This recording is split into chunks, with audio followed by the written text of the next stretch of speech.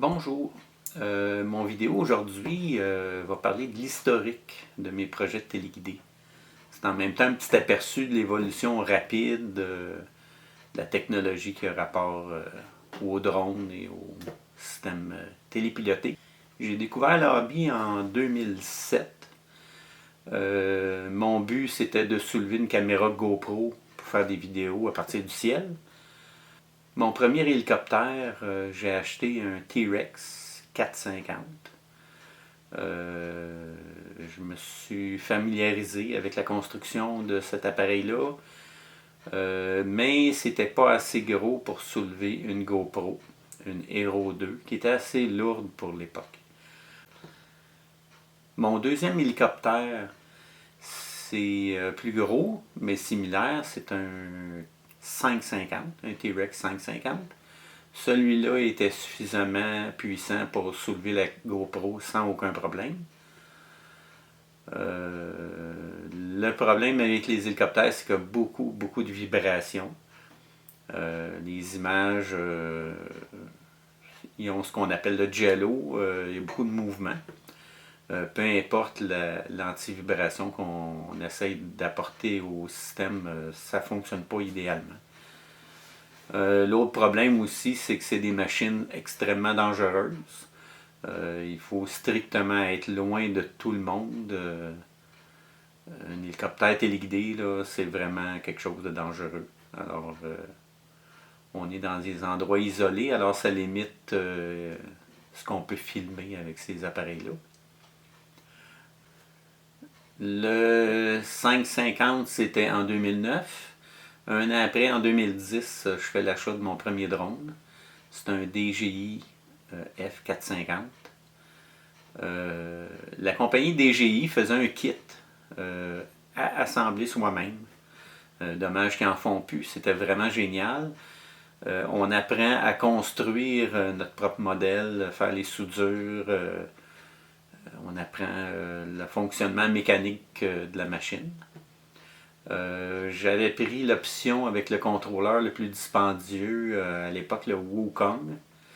La majorité des gens achetaient plutôt le NASA, modèle beaucoup plus populaire, parce que beaucoup moins cher. L'année suivante, je fais la découverte du FPV.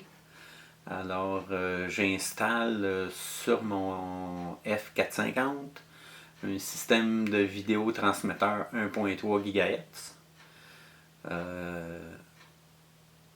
Le signal vidéo provenait directement de la GoPro. Évidemment, le contrôle de ce drone-là, c'était le système d'origine en 2.4 GHz. Ça donne une portée quand même assez limitée, là. Mais c'est avec ça que j'ai appris comment la FPV fonctionne. Au même moment, j'ai construit mon premier ground station. C'était ce qui était le plus populaire aussi à l'époque.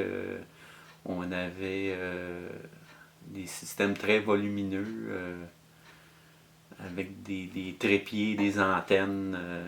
On appelait ça un ground station.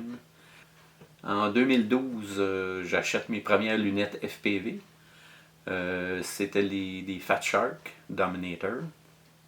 Les Fat Shark ont resté très longtemps, même aujourd'hui, c'est parmi les meilleurs sur le marché.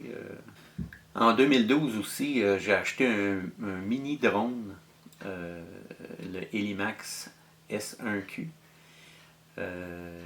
J'ai enlevé la canopée qu'il y avait dessus.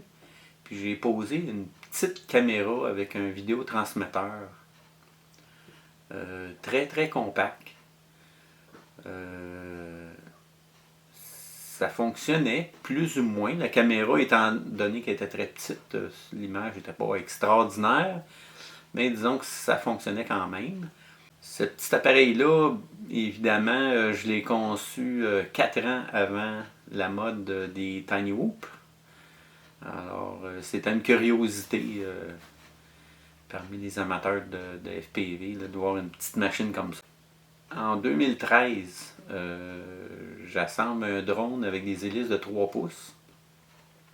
C'est un frame en plastique ABS vendu par Hobby King. Ça s'appelait le FPV 250. Sur cette machine-là, j'ai monté un contrôleur de vol KK2. La particularité de celui-là, c'est qu'il a son propre écran. On n'a pas besoin d'ordinateur pour faire la programmation. C'est avec le KK2 que j'ai compris comment configurer un drone. Le DJI, c'est un système qui fonctionne très très bien, mais par contre, ça donne aucun accès au fonctionnement du drone côté software. Le KK2, c'est l'inverse. Il faut absolument ajuster ce qu'on appelle les PID, Proportional Integral Derivative. C'est ce qui fait fonctionner le drone, la stabilité, les mouvements. C'est de la programmation importante. En 2013 aussi, j'ai fait mes premiers tests avec les systèmes UHF. Un système d'immersion RC, le Easy UHF. Ça permet de modifier la fréquence de contrôle du radio à partir de 2.4 GHz à 433 MHz. En baissant la fréquence, le type d'onde a une beaucoup plus grande portée. Et aussi en même temps, le système est plus puissant. Alors là, on passe, avec mon F450, j'ai passé le cap des 1 km de portée. Pas longtemps après, j'ai construit mon premier avion avec le même système. Et puis là, j'ai dépassé facilement les 10 km.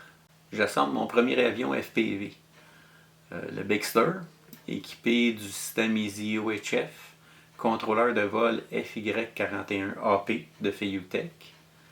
Ce qui permet aussi d'accéder aux longues distances. Il y a aussi l'évolution des antennes. Une compagnie Video Aerial Systems qui fabriquait des antennes adaptées pour ce type d'activité. J'ai commencé à utiliser ça sur mon ground station, sur mes machines. Ça a amélioré grandement la réception du signal vidéo. En 2014, j'assemble un drone, c'est le Blackout. Il y a un système, le contrôleur de vol sur cette machine-là, c'est le NAS32. C'est le premier contrôleur de vol moderne qu'on utilise encore aujourd'hui, ben, des variantes. Là. Le software là-dessus, à l'époque, c'était BaseFlight. Après ça, ils ont évolué vers CleanFlight. Et ensuite, aujourd'hui, on utilise Betaflight. Le NAS32 a eu beaucoup de variantes. Plusieurs compagnies ont fabriqué leur version de ces contrôleurs de vol-là. La construction du Blackout, à l'époque, je mettais les ESC indépendamment, fixés sur chaque bras, près des moteurs. Aujourd'hui, les constructions sont différentes. Les ESC sont combinés dans une seule carte qu'on met en dessous du contrôleur de vol. Je fabrique une aile volante en styrofoam, peinture en noir, puis je la surnomme Batman. L'aérodynamique de cet avion-là était bonne, mais par contre, après un premier crash, elle s'est complètement désintégrée. Je me suis rendu compte que du styrofoam, c'est pas la même chose que les foams utilisés pour faire des avions téléguidés normales. Il existe du EPP et du EPO. Le matériau le plus utilisé, c'est le EPO. C'est un foam qui est assez rigide, puis qui est résistant moyennement aux impacts. L'autre, le EPP, c'est un foam qui est très flexible, mais virtuellement indestructible. Ça ressemble aux nouilles de piscine, on peut imaginer. Là, on frappe des objets avec ça, puis ça brise pas souvent. Là. La même année que j'ai construit mon avion Batman, aussi j'ai construit mon premier hydroglisseur, avec du styrofoam, évidemment. Et puis, je l'ai encore aujourd'hui. Une très bonne machine. C'est un bon principe. Le styrofoam sur l'eau, il n'y a pas de problème. On ne crache pas avec ça. J'achète aussi la même année un petit avion prêt à voler. un E-Flight Carbon Cob. Puis j'ai installé une caméra dessus, FPV.